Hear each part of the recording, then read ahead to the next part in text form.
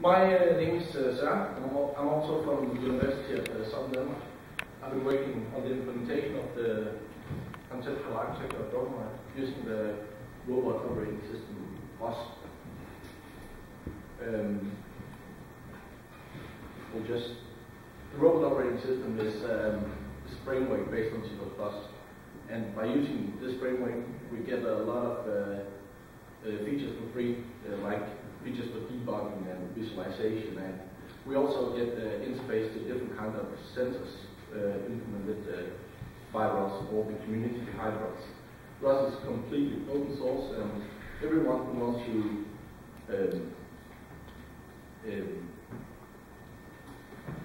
submit stuff to the ROS core can do that. So we can submit our work to the ROS, and people from other universities or companies can use our work later on.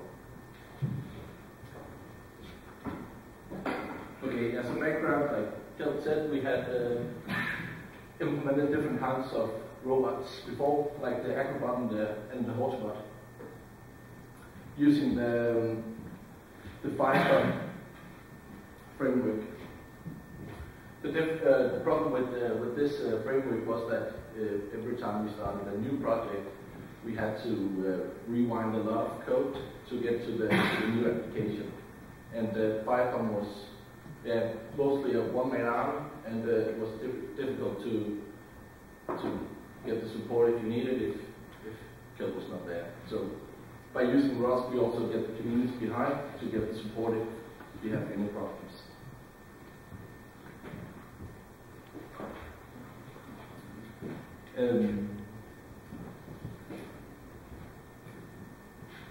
The idea behind the implementation of the architecture is that we want to implement it in a very modularized approach.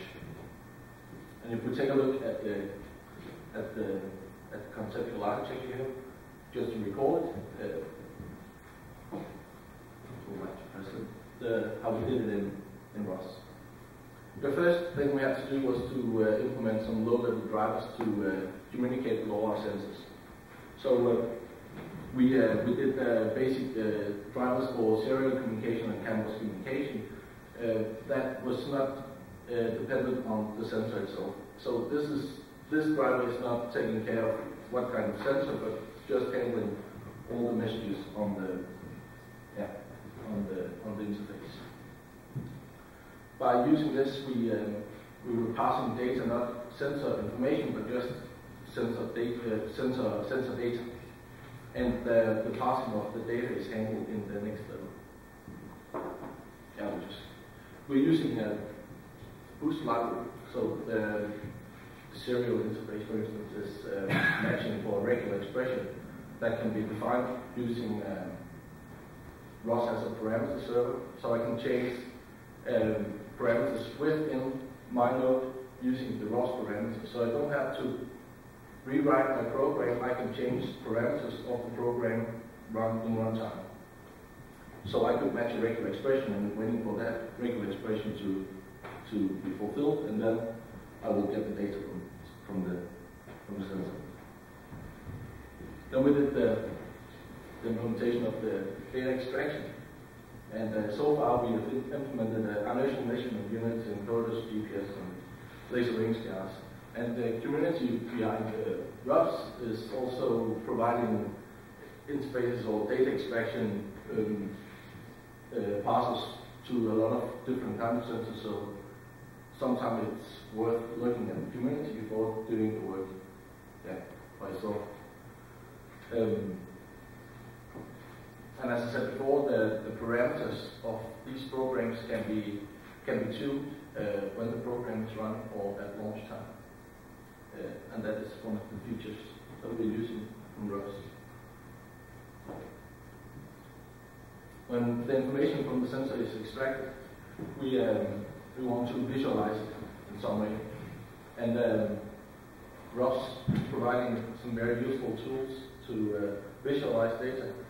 We have Avis, that is the visualization tool, where we can visualize standard messages. ROS comes with a bunch of standard defined message types that Avis can handle and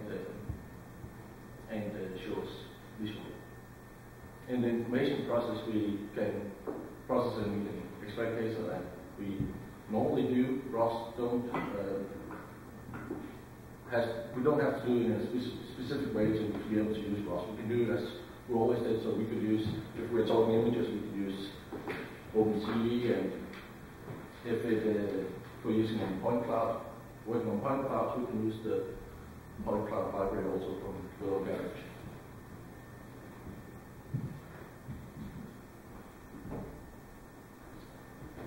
As I told you, the decision-making part is the toughest part of this. So I think I'll just skip it for this presentation, as we haven't actually been implementing any real decision-maker algorithms yet. We have some decision-making, but not on the data level yet. Plan execution.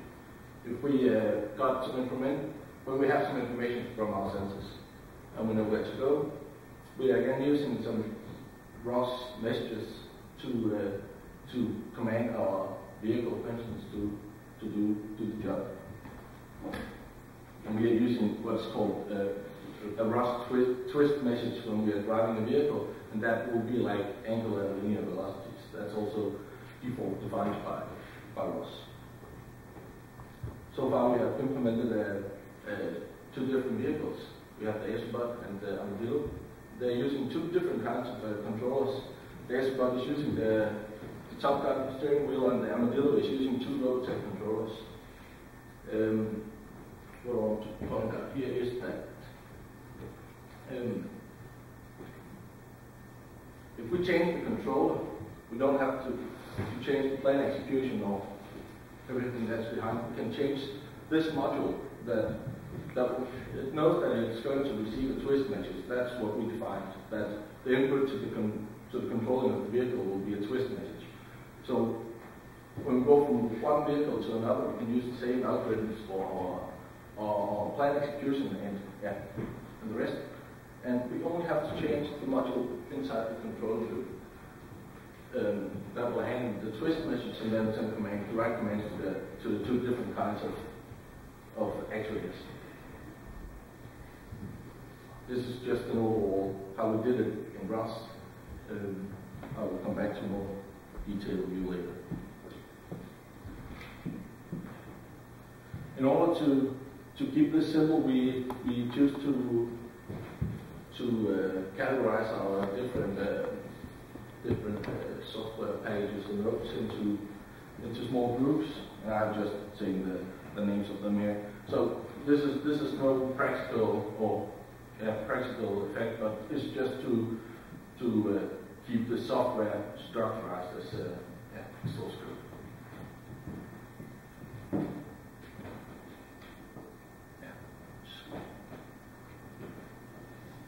We also implemented the Frobobox. It's a versatile computer platform that's based upon a VersaLogic motherboard. It's waterproof to IP67, so we can use it in outdoor environment. We have a wireless access point, so we have always access to the internet when we are working in the field using the 3D connection. It's also providing a power supply for sensors. We have an automotive power supply that's we're using M12 connectors for hooking up all our connectors, which is also working.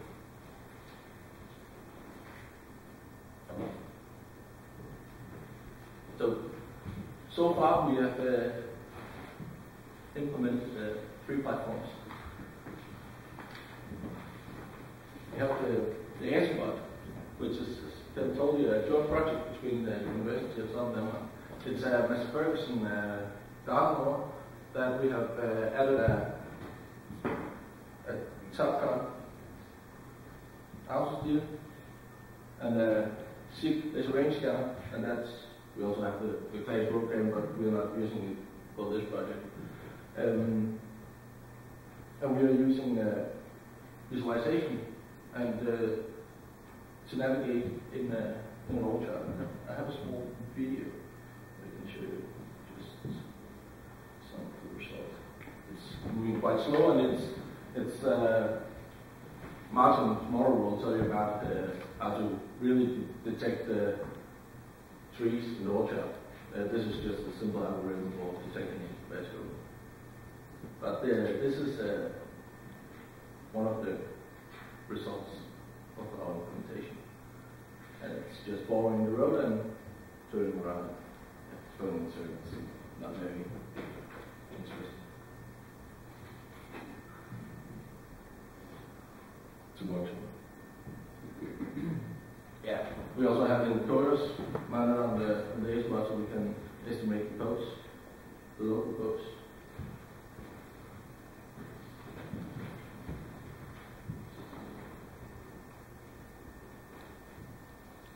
Yeah. And this will be one of the platforms that we can use to test our implementations on decision makers and stuff like that. Then we have the Armadillo, which is a new platform that we developed at the University of Southern Denmark.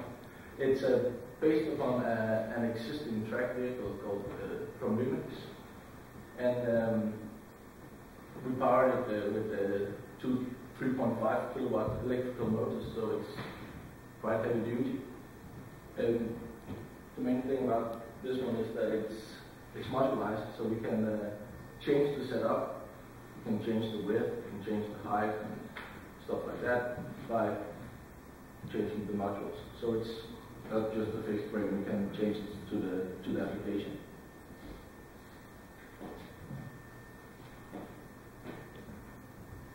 And again, if you recall this model, we have the sensing and decision making, and then the actuation on the other side.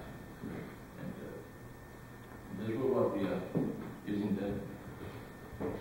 the rangefinder, again for detecting maze in this case, using the Frobobox to calculate the planes, and we are sending commands to the motors.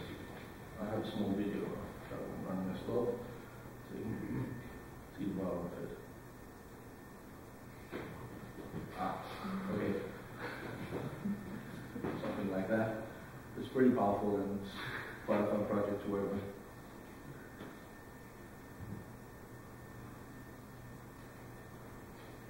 Yeah, crop circles.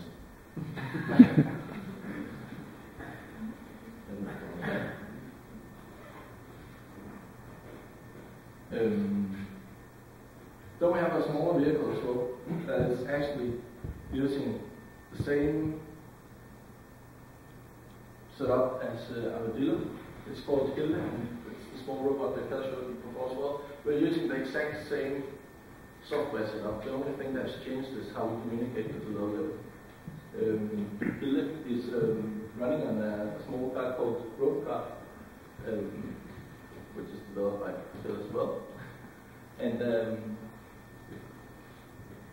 we are planning in the future to implement something called the CIGR bridge for the Frobobox, which makes it allows it to communicate directly with the ROS engine.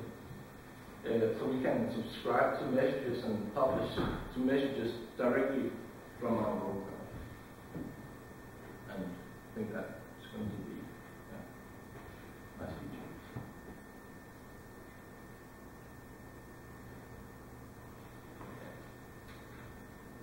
Every time we implement a new vehicle or a new platform, we are adding modules to our own framework within the framework. So we get new modules that can be reused. For instance, on the A-spot we implemented the Top Gun AES 25 electrical steering wheel and the IMU, and actually also the range scanner.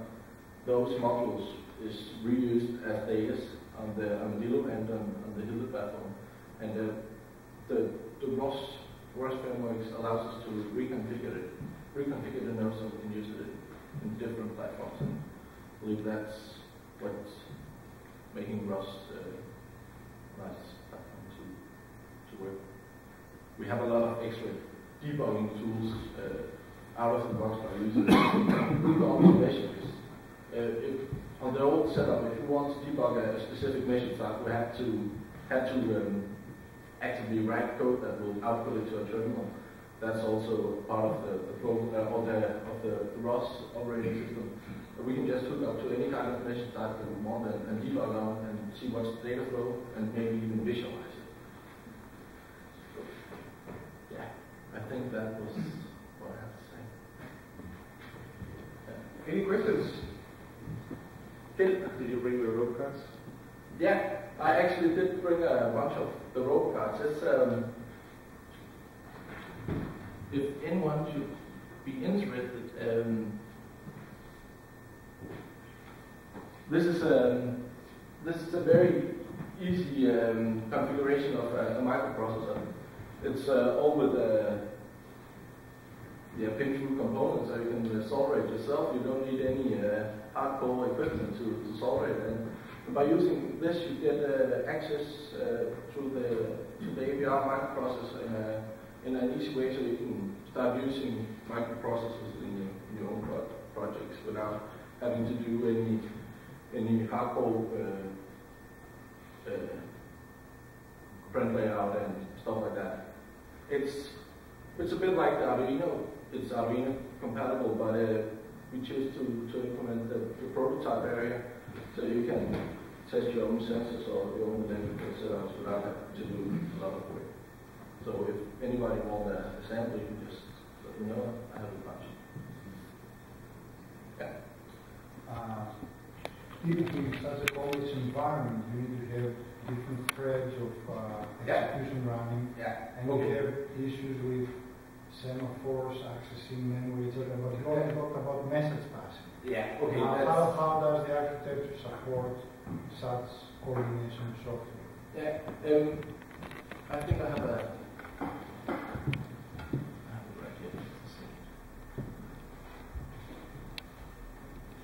Actually, I'd like to show you this one.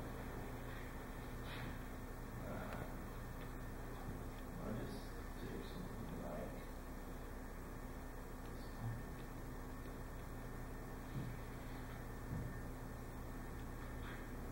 this. This is how ROS is visualizing our software. And I want to find out that it's more than one publisher. Just a second. Okay, just take this. The square boxes are messages, and the runs are nodes. This is a running program, and this is actually the message that this small little program is publishing. The actuator over here is subscribed to this message. And every time a new node is subscribing to a message, it's actually telling ROS4 that I would like to subscribe to this message. ROS4 is then creating a queue of a predefined size for each subscriber, and each subscriber has its own queue. And when new data is pumped into the queue, it's calling a remote procedure call or a callback function. So, is this scalable? Can you do it in real time?